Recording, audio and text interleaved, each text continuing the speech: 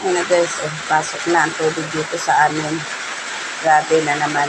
Ayan, ang sulong ng Durabox ko.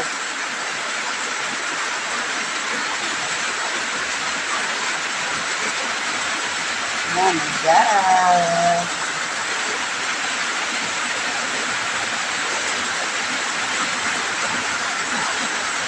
Ayan, apaw na naman ang labas ng bahay namin. Ayan, grabe na naman ang magiging pagbaldiyo namin na rin. Dahil sa pinasok na kami, ayan ang una tulo ng Durabox ko. Malapit na, nakauwan ang pangalawang tulo.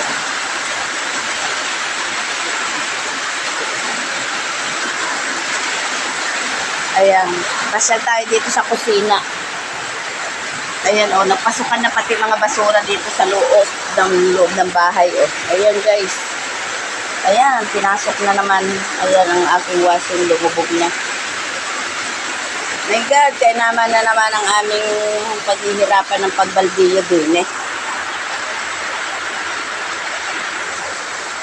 Kaya pinag-aakit ko ang aking mga uling minsan nandun sa labas, tapos yung isa ay andito Yan, iniakit ko dyan.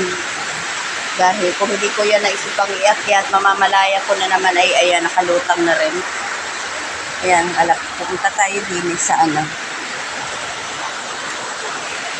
Ayan, hindi na naman kami nito patutulogin hanggang umaga. Hanggang umaga na naman kami itong gising at wala kaming hihigaan. Tapos ay magbabaldiyo kami na rin pagkatapos ng baha. Ayan nag-aanoran ang mga basura.